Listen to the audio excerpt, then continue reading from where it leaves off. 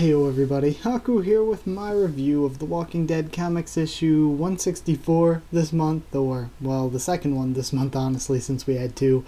But before I get into it, yes, I know I shaved all of this off, and yes, I know how bad it makes me look, honestly.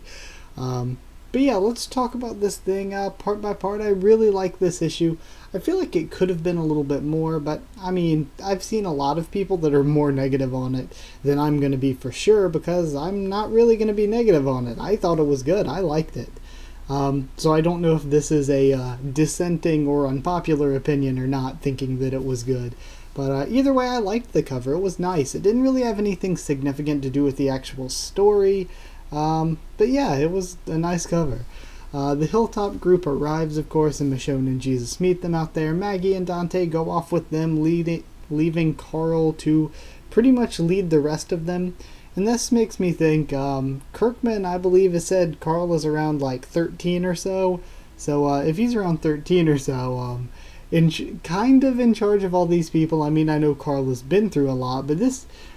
I don't know, he seems like he should be older than 13 to me. I've always pictured him as being more around 16, 17, but whatever. Either way, let's just continue on moving. But Negan then we see running back to one of the houses. Negan could have chosen to lock Rick out. He could have let Rick die right there. Nobody would have ever even really known that he let him die, but he chose to save him. And then they begin to have this heart-to-heart conversation that we pick up on later. But for right now, we see some nice artwork of Alexandria being overrun with the walkers. Totally overrun. Magna and Yumiko show up to support Andrea towards the gates, who is working on pulling the rest of the walkers away with a horn. And then we see Connie and Kelly. We check up on them.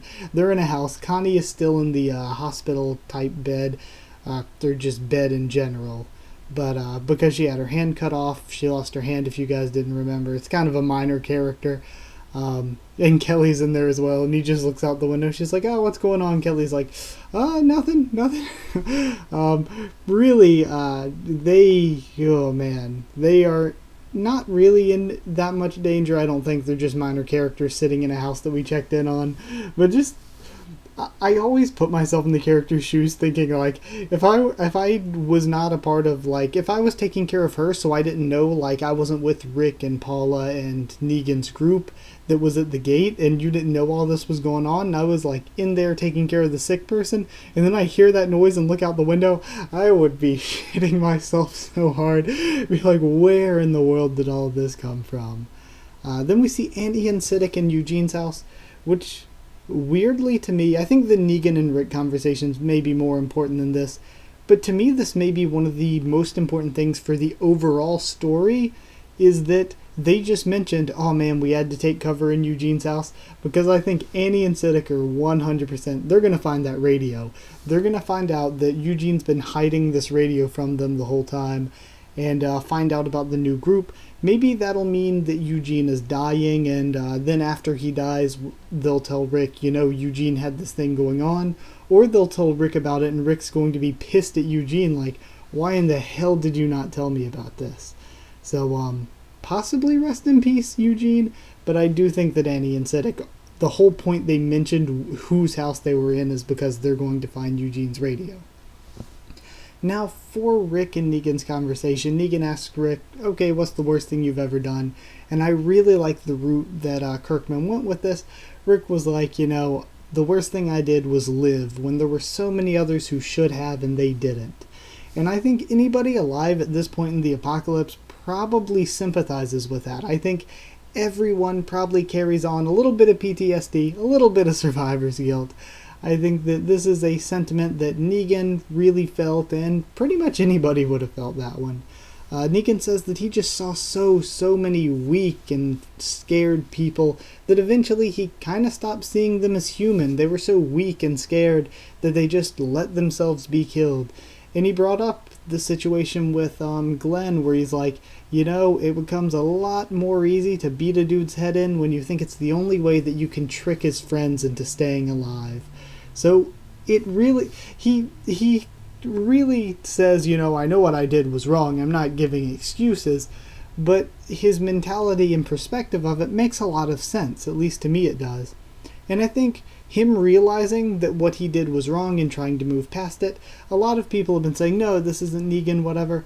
I think this is exactly what Negan is. He was a guy, he did tons of terrible stuff, but he did it for a greater good, and Rick showed him a better way to go about this whole greater good thing that he was on. And if he really believes that Rick's way to get to this greater good is better than his way, then he's going to stick with Rick, and he's going to change his mind. That was Negan's thing. Negan wasn't a sociopath who just loved killing people. He was a guy who was willing to do anything that needed to be done for his version of a greater good. And what he thought needed to be done was killing people a lot of the time. And it's very, very interesting to note that he also still feels a lot of guilt that he wasn't able to properly put his wife to rest. Does this mean he's going to maybe go back and look for her body? I don't know. I think that maybe the burial we got with the actual bat, Lucille, was enough to sort of make him start letting go of that and start moving on into the future to help Rick's group as a good guy. A lot of people are saying, oh, I'm expecting Negan to go for the betrayal or whatever, but I'm really expecting him to turn over a new leaf and be a good guy character. He might do some sketchy shit every now and then, but I actually think he's going to make a positive change.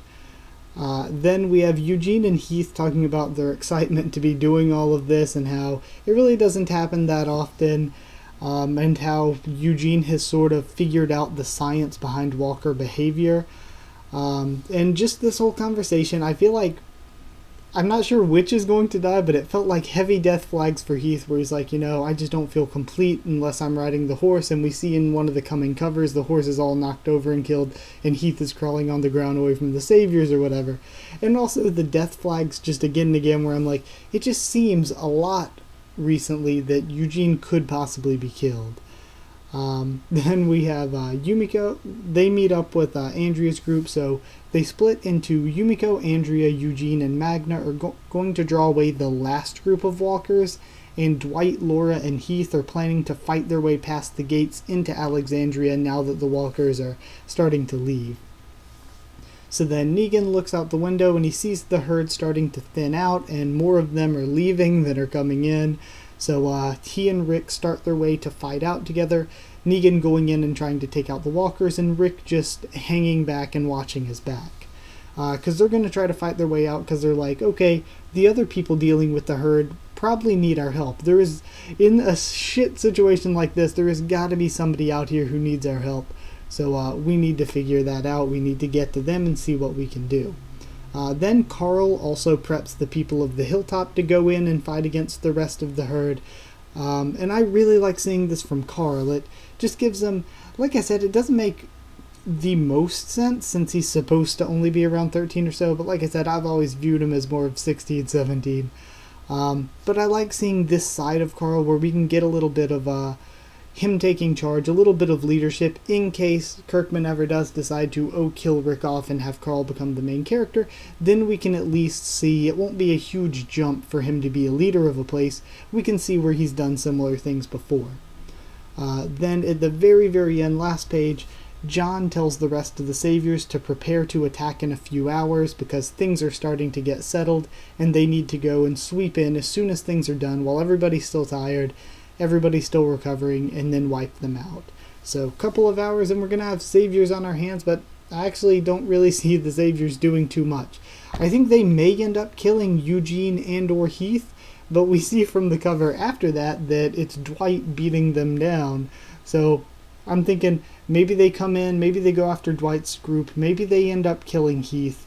I really don't see what killing Heath would do at this point in the story very much, but maybe that's the point. Maybe we just need to kill off a character that's been with us a bit. So they kill off Heath, I'm thinking, and then Dwight's like, oh no, shit's not flying, and Dwight takes them out. Or maybe Dwight starts to take them out, he can't really handle them alone, and then bam, Rick and Negan come out and Rick and Negan finish them off. And that is sort of the solidifying point of Negan being a good guy when he kills the Savior remnants in order to help Rick. So I'm thinking that is maybe the way we're going with that. with this issue, I thought it was a good issue. I feel like the Horde problem was solved very easily. It seems like the Whispers were like, oh, they are dead, this is our Walker nuke. And no, they solved that pretty easily. Of course, them solving it easily was hinted at issues and issues and issues ago, like 20-some issues past, 30-some issues past. So it's believable, it's reasonable. But yeah, it was pretty easy. I like the way we have our cast split up and grouped in different areas, and we got to see all of them, so that was good. I do feel like there are possible deaths incoming, but the Saviors are definitely gonna just lose. The Saviors, I don't see them having much of a chance here. So, for a score, I think the most important thing this week, like I said, second most important, Annie and Siddiq, they're definitely gonna find that radio. And then other than that, it was more Negan and Rick development, and Negan maybe making that good guy turn a little bit more. Either way, first score, 8 Walker side chats out of 10. 8 out of 10, I thought it was really good. Like I said, I've seen a lot of people complaining that they didn't think it was enough for this issue, but I liked it. So either way, hope you guys enjoyed the video. 8 out of 10. Like if you did like the video, comment down there. Tell me what you thought of this issue, what you thought of my thoughts on it as well. If you disagreed or agreed or anything like that. Subscribe for more of The Walking Dead, both comics and TV show. I know I'm doing the reviews for the TV show. Don't know if I'll be doing more predictions or not. I might do discussions instead sometime, maybe once a week, once every 2 weeks, I don't know. Follow on Twitter if you want as well. Try to keep you updated there and stuff for the channel. That is it. Thank you once again for watching, and I'll see you all next time.